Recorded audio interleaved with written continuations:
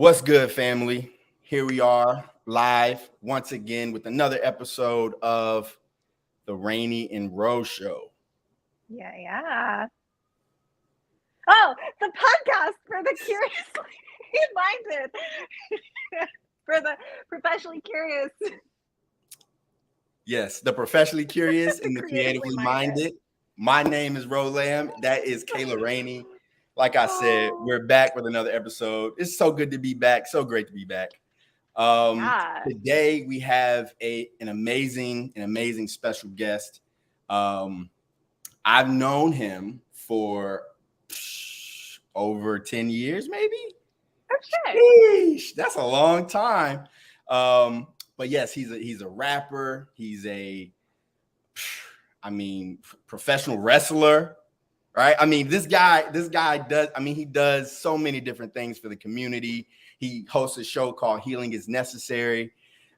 He's just an all-around great guy. I'm so glad to know him. His name is SY the Southern Yankee. Let's welcome him to the Raney Ro Show. What's good? I love that. The professional wrestler. Yes, sir. What's good, brother? Entry music for you.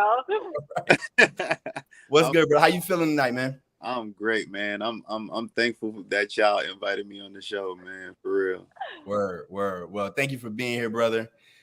We can't wait to jump into, talking about your music, talking about your life, talking about your career. Okay. But before we do that, first thing we want to do, something that we always do, is we talk about what is inspiring us right now. What's inspiring us from this week? What are we reading? What are we watching? Okay. Kayla, go ahead. What's inspiring you? So I actually have something of some kind of value this week, other than I read another slutty book. Yeah. Okay. I did read slutty books, but it's not what's inspiring me this week. Okay, Great. I started group therapy. Yeah. I started group therapy specifically it's called the Creative Circle, and it's a bunch of fucked up artists that get together. We talk about our feelings and what's like interrupting our studio work and our like creative practices. And we're like led by a psychotherapist. And today was my first session, and we talked a little bit about this book. So bringing it back to books, of course, called The Creative Way. I don't know if either one of you have heard of it. No, I was thinking the Artist Way, but you said I was thinking Artist Way too. Yeah. So there's the Artist Way, and then there's the Creative Way. And I actually am reading the Artist Way right now as well in tandem with it. But it's all about like different prompts that you can use, kind of like the Artist Way, to like to get yourself out of like burnout, to get yourself like past these obstacles in your creative process. And our homework this week is to like take one of those prompts and like implement it into our studio process. Nice. And so I spent like in between my meetings today, I was like, I started looking up at places to go and like take my sketchbook with me for the first time. And I don't know how long it's been since I've just done that. And so I'm really excited. I found this cool like natural springs that I'm going to go to and like take my paints and like. Yeah. That's dope. Succeed at group therapy. So that's what inspired me this week. That's super dope. Real. That's great. SY, what's up? What's inspiring you right now? What you reading? What you watching? To be honest, bro. To be honest, I would say life as a whole. Like I'm in a space of gratitude. So it's like every day I'm kind of waking up and just being able to appreciate every moment that I'm blessed with is inspiring me lately. And I'm also understanding that there's purpose. We all have purpose here. So I think that's what's driving me too. Just day by day, it's like, I got another day. Okay, it's time to work towards the things that I need to do, man. So yeah, bro, that's what's inspiring me right now. Yeah. Love it. Man, that's dope, bro. That's dope. Yeah. I love the simplicity of that. Yeah. Just mindfulness. I like that. Yeah. So for me, last week on the show, we talked about resistance, and we talked about how how to overcome some of those internal creative battles. Ooh. So I went back after the show. I started reading The War of Art. I just was like, I'm gonna just read a page, and I just started zooming through it again. I mean, it's such an easy read, and that has really just been challenging me just to revisit all of the ways that resistance is winning in my life. And I'm seeing just how I'm not living up to my potential because I'm allowing certain excuses to get in the way, certain just mindsets, right? Just habitual ways of thinking that just keep me from taking the smallest step. You know what I'm saying? Right. And that's been, now that I'm able to see it, I can already feel the changes. You know what I'm saying? I can feel the changes like just internally, that it's like, okay, I can't stay here anymore. Gears are going again. Yeah, I can't stay here anymore. I got to start leveling up. You know what I'm saying? And I've seen some leveling up from, 2019, 2020, 2021. Now we're in 2022. I've leveled up. Right. But now I feel like I've sort of plateaued. And so I'm realizing the plateau is coming from the places where I'm letting resistance win. And so now that I'm realizing, okay, this battle with resistance doesn't stop. And so we got to keep fighting this thing. Right. Sharpening those tools. Right. And I can feel myself, it's level up time. That's why they say, not to cut you off, but that's why they say the practice is just the practice of continuously coming up with a daily pattern as a creator.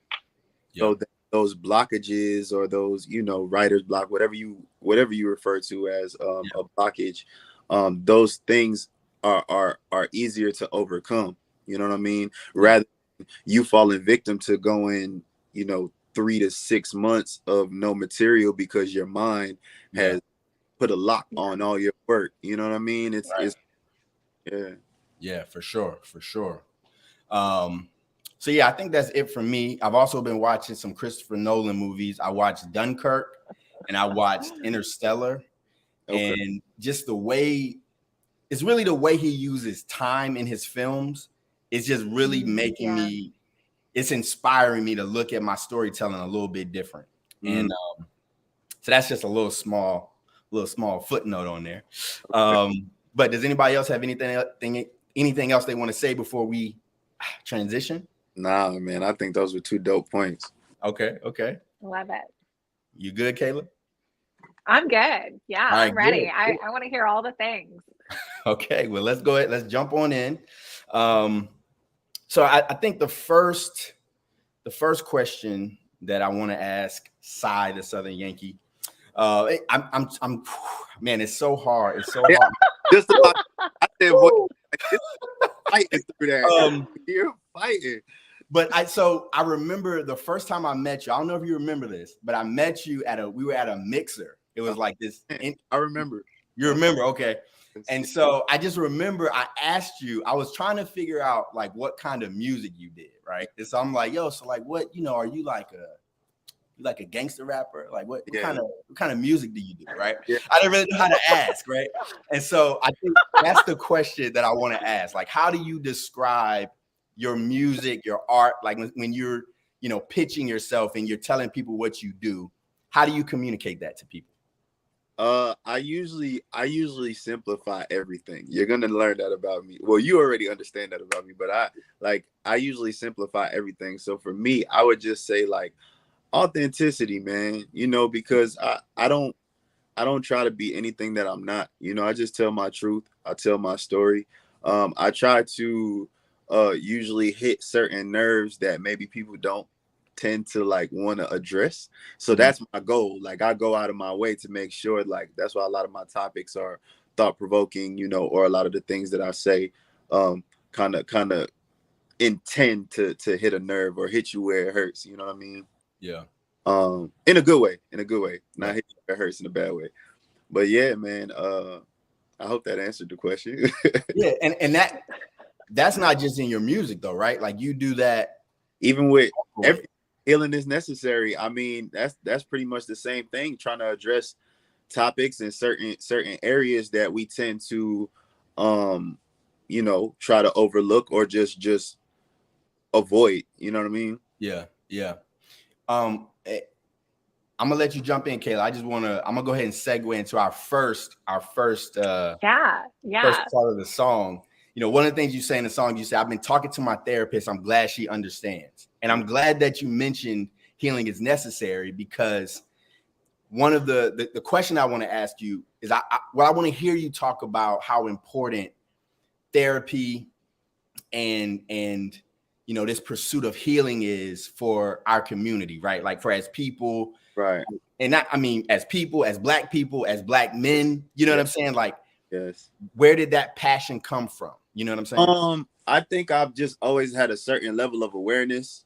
I've always had a certain level of awareness, but I think me exposing myself to counseling years ago, I think put me in a position to want to understand, because processing the way you think is one thing, but then trying to process or how other people might be thinking is a whole nother thing, because along with my self-awareness, I also have this high level of just grace. You know what I'm saying? Like, I give everybody the benefit of the doubt. You know what I mean? At least at first, until you do something, and then I change my mind wise.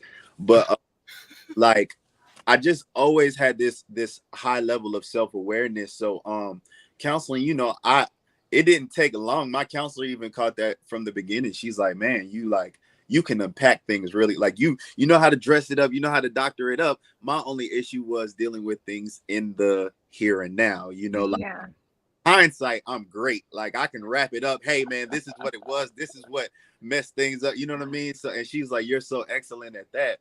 But we just got to work on you dealing with things in the moment. I say that to say, but yeah, ultimately, like, it changed the way that I thought. Like, it just changed my mechanics to where I'm overly considerate about everything now. I know if my mind operates in a certain way, and I have my ups and downs, thoughts wise, or I'm an overthinker. I'm a heavy overthinker. You know what I'm saying? So I just consider everyone. I like overly consider everyone, or I try to. So in doing that, it just put me in a position where I was like, okay, I want to learn. I want to know everybody. Like, I want to understand everybody. I almost want to operate as a therapist. I just didn't want to go through the schooling and stuff, for real.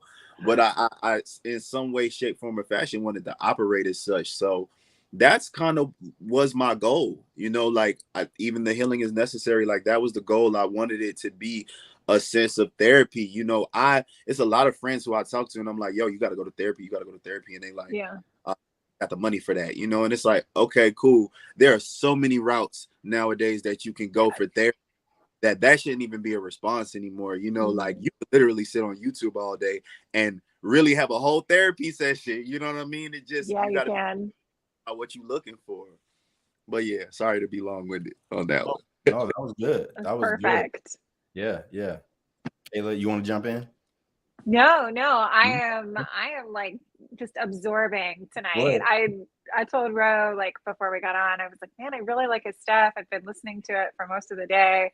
Like, this is the kind of music that, I mean, I'm already like a fan of, and be just like listening to your lyrics, it parallels so many of the things that are like happening in my life right now. I was like, I bet this guy is into a lot of the same stuff that like I'm getting into right now. This is awesome. So I just want to hear. I just want to sit back and listen. So much. Thank you. And one of the things that I wanted to say too about when you just talked about the response to going to therapy, when you say, well, I don't have the money for that, right? Yeah. I think it goes back to what I just mentioned before, that resistance, right? It's like, you're using any and every excuse to not do the thing. Yeah. In the book, he actually says you're going to experience resistance whenever this thing is going to make your soul better. Like, whenever it's going to like level you up, you're going to experience resistance. Right. So somebody says, hey, you need to go to therapy.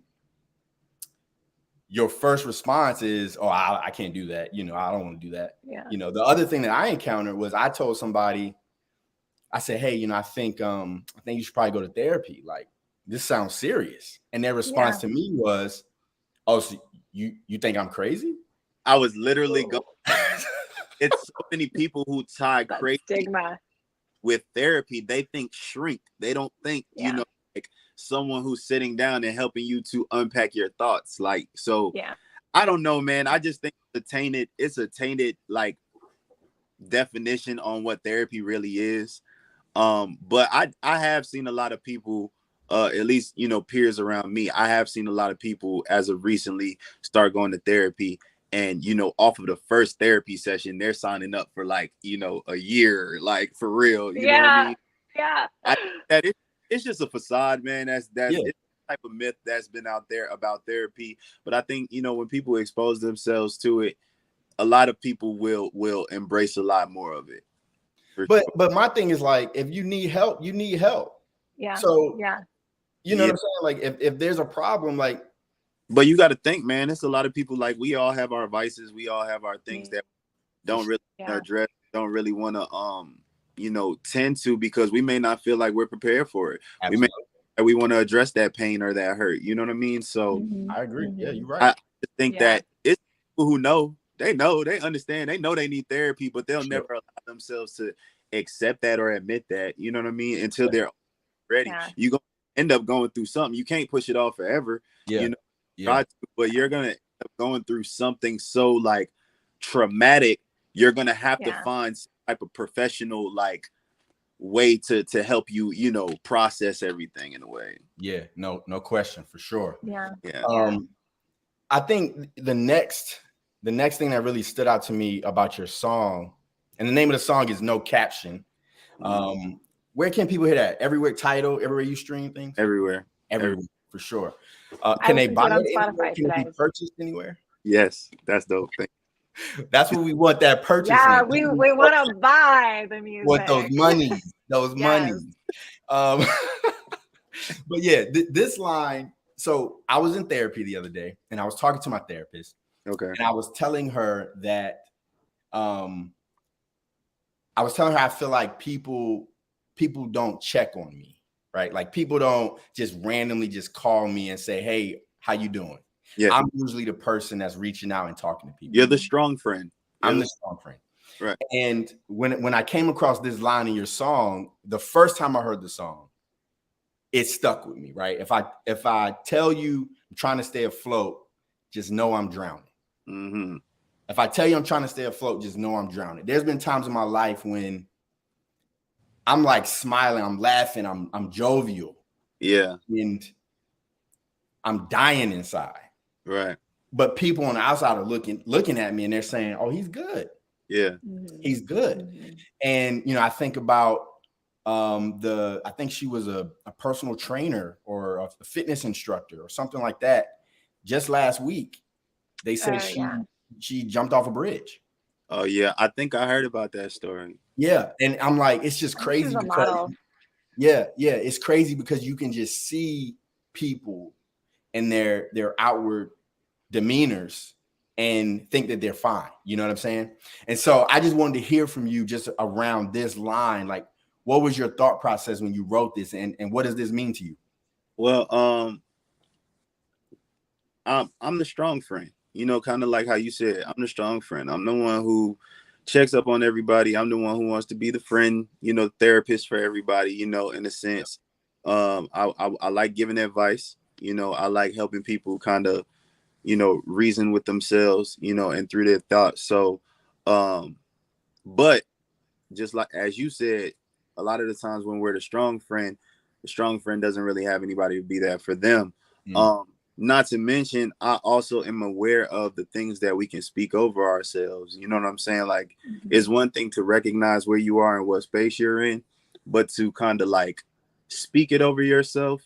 I try to be careful with that. So the line, you know, if I tell you I'm trying to stay afloat, no, I'm drowning. Like, I'm never going to allow myself to be like, I'm depressed, because like I've been depressed. You know what I'm saying? And I claimed it like it was just like, yeah, I'm depressed. Like, this is just what it is. You know what I'm saying? Right. And it was like that for a long time. So now it's just like, if I even feel like I'm kind of drifting towards that space, I still won't claim it.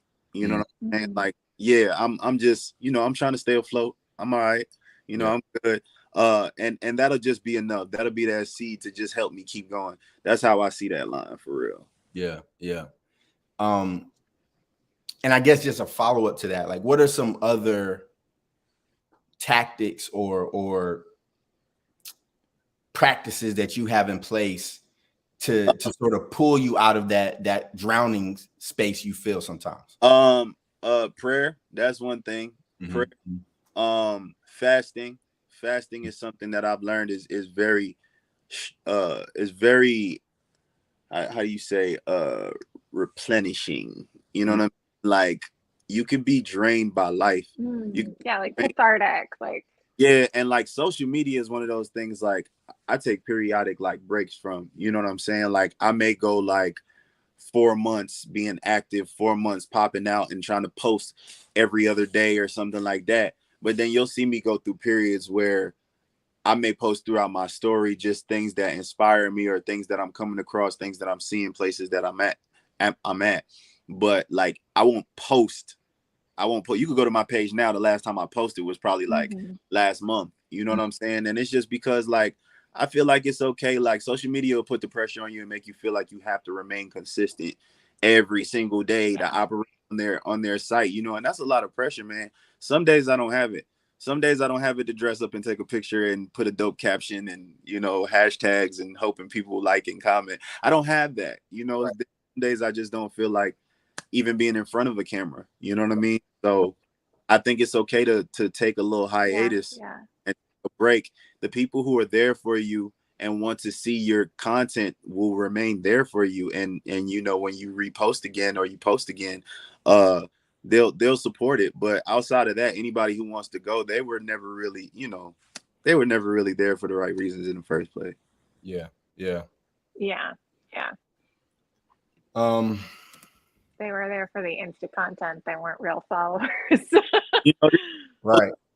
There's a lot of ghost followers. There's a lot of people to just be there because they want you to follow back. So that's a count for them, and then, influence people will follow you just so they won't like none of your stuff, but they'll just see how you post so that they can learn from you or do different things like that. And it's like, man, like, I'm here for the people who want to interact. I'm here for the people who want to talk, like, that's who I'm here for, so anybody can go, Yeah, for sure. So this next question, I feel like this might get a little heavy. But this is something that really, so this song, it felt like a dirge almost, right? Like it was a, you speak on a lot of different things, right? You speak on, like you mentioned, Lisa and the cancer, right? Yes. You mentioned these different, like these trials and these tribulations that people are going through. Right. And one of the things that really stuck with me, because I remember I was watching when all these things happened, was, when you lost your daughter. I just remember, how difficult that was, you know what I'm saying? Right. And just watching you just sort of navigate that, right? Right. And what I think was interesting, you have a part in here where you say, at my daughter's gravesite, I'm praying to see the sign. And then, you have some bars in between. And then at the end of that sequence, you say, just when I felt I knew the meaning and redefined. Yeah. And I don't know, but to me, that didn't seem like an accident. No. And so the question that I wanted to ask you was, how did the loss of your daughter impact your approach to making music, your approach to art, you know what I'm saying? Your approach, to life, you know what I'm saying? That's a really, really good question. That's a you should ask him how did it not impact you? Be a shorter list. Right. But to be honest, there was a part of my career that I felt it killed my creativity completely. Wow. And that was the time I was doing professional wrestling. Like I just was in a space where I was like, there's no way I could ever, the way that I express in my music, you know, I've been doing this from a young age. So like the way that I express in music has always been the same in a sense. So I was like, this is such a deep cut. I don't think I will ever be willing to express musically again, you know. So I found another creative way to like live in a character and just kind of be, you know, in a different space. So I took that time away from music. That was about 4 or 5 years. When I came back to music, it was like I had gotten to a point, you know, living life and understanding like things happen for us and not to us. But have to see it from that perspective to not take it so personal, because if you don't, you'll take it personal. I took it personal for about 4 or 5 years. You know, and I was mad at the source. I was mad at everything, like everyone. Like I hated people. I hated the world. I hated myself. You know what I'm saying? For whatever reason, I didn't really have anything to kind of like trail that and understand where it came from. I just had a lot of hatred in my heart. And it took that time to kind of heal. It took that time to kind of like, I was passionate about music. My father was doing it. That was my inspiration. So it was kind of like a passing of the torch. So like, I've always had this like fire burning in me. Like he wasn't able to do it, so I got to do it. You know what I'm saying? Right. So once that kind of died in me, and like, it was just like, man, like, I don't really have anything to fall back on until I kind of took that little break, got my mind right, reconnected with or slowly reconnected with the source, because I really wasn't tapped in with the source at all. I was just more so kind of like learning self. I was learning self in that time span, and learning self did it opened me back up again to reconnect with the source, you know.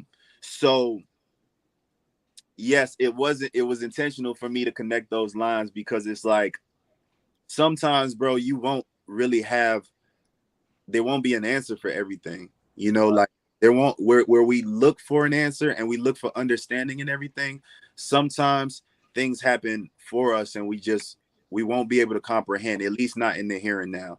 You know, sometimes it takes a little bit of time for things to go by. If you think about like past relationships, you know, things could have been crazy, like things could have went out of whack, but you know, after you get over the hurt, after you get over like taking some accountability or whatever the case may be, like you can look back and be like, okay, like, yeah, this made sense why this didn't, you know, happen the way that like certain things just make sense, you know. So I think for every which reason, as much as obviously having my daughter here in the physical would be an amazing thing, I think I completely understand why she's not here.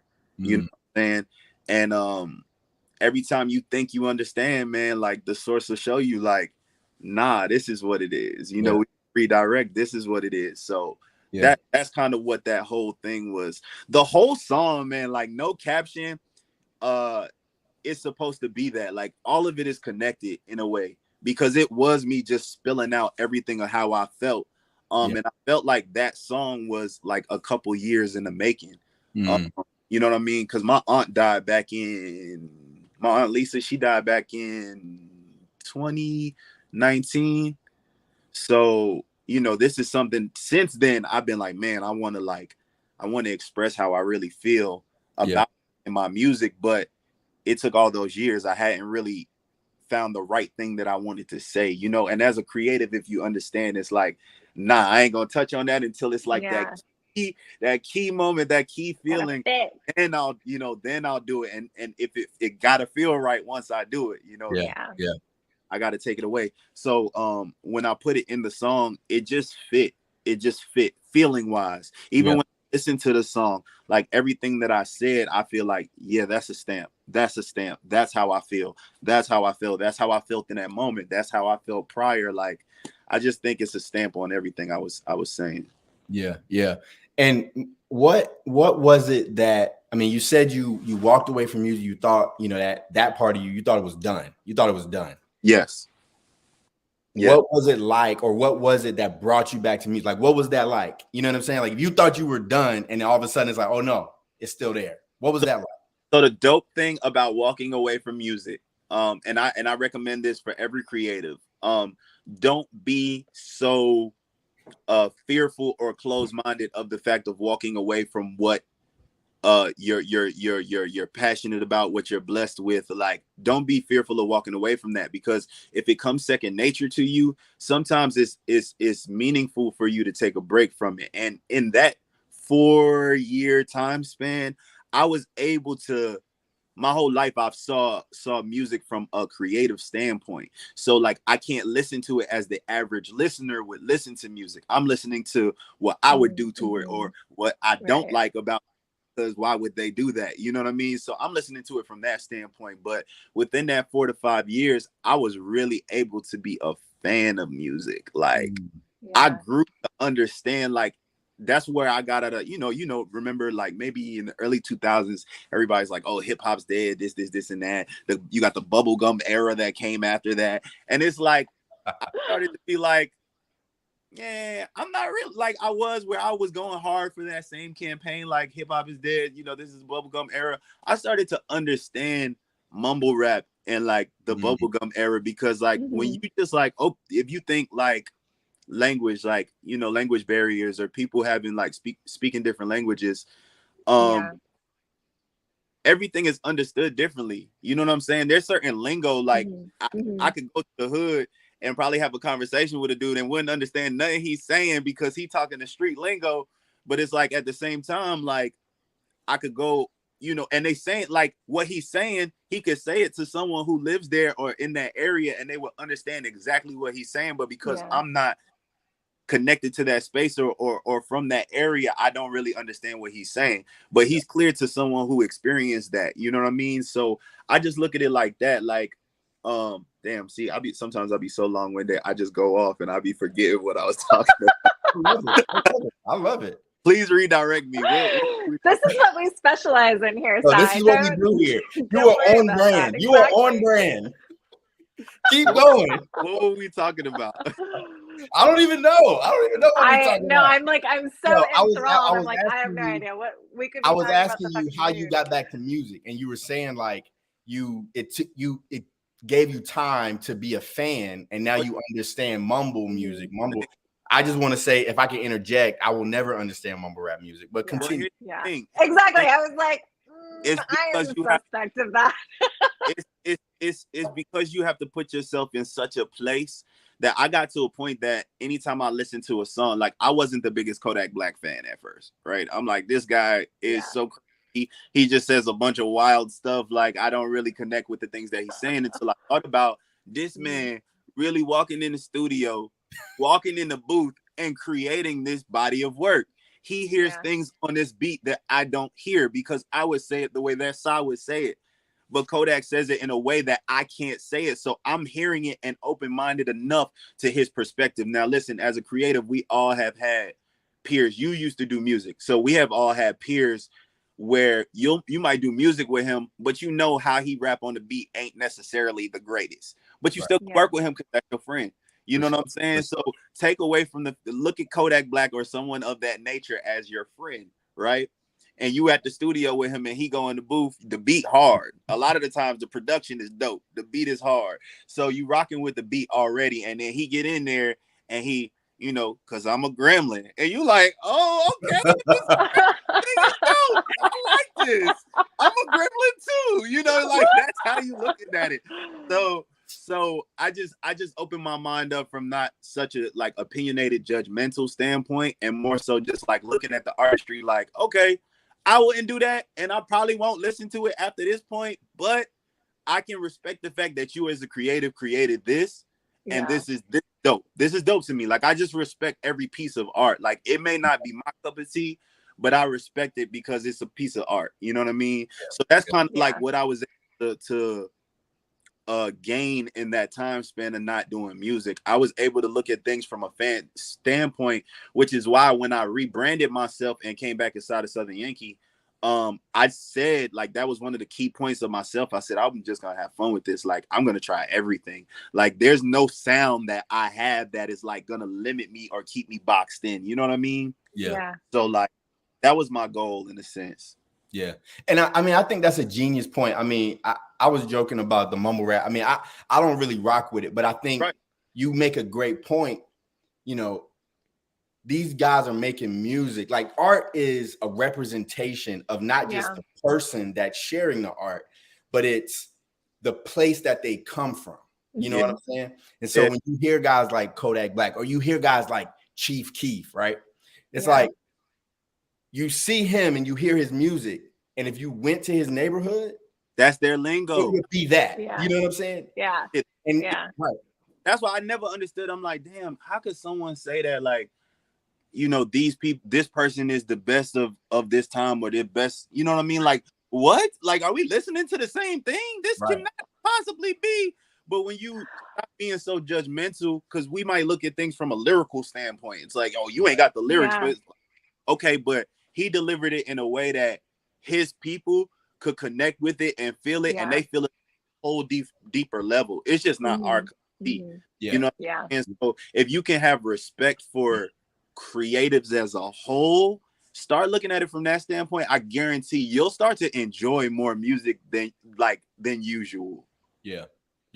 Agreed. That's so interesting. I love that perspective. Now I'm thinking about like, so I'm from Brooklyn originally, so I grew up on like New York rap. Right. So I'm thinking like, oh man, like everybody goes fucking wild when like, you know, Biggie or Jay-Z comes on, and it means something different to us because when he's naming off like streets and like the East Side, it's like, yeah, man, I have been on that fucking street. Like I did grow up on like that project, like. Fuck yeah. And the way that like everybody has, you know, I went to high school in Richmond, Virginia, and everyone's really into Chris Brown there, despite, you know, the issues with him. But like, you know, it's just like a loyalty thing. Like you relate because you're that community. Like, oh, I'm gonna listen to it even if it isn't my normal like style. Exactly. Because like it reminds me of my community, my home. Yeah. One artist who I've been like so fond of. I'm sure y'all heard of her, like Glorilla. I am so fond of her. I'm so fond of her because it's not something that I would typically listen to. I could say I probably wouldn't listen to it like all the time, but I find myself when I listen to her, like I just appreciate the difference that she is. You know what I'm saying? Like there's no female that has talked like in so long, and then it's not a female her age that has talked like that. You know what I'm saying? And then like even in interviews, a lot of the times I'll just like watch some of her interviews and like she sound like a dude, not a dude, but she sound like a street dude, and she's just this young girl, and it's like, man, like this is so intriguing, this is so interesting, like it's just dope, man. So like I just look at everybody from that perspective. You know what I'm saying? Like you may not be something that I would like really rock with or like, you know, listen to or whatever, but you know, ultimately I can have the appreciation for you as a creative. For the artwork, right. Exactly. Or just for the uniqueness in yourself. You know what I mean? For the uniqueness that you are. Yeah. Man, this has been great. We're coming up on our time. But before we get out of here, the last question I want to ask, Sai, if you had one piece of advice that you wish you could tell yourself as a young artist starting out, what would that piece of advice be?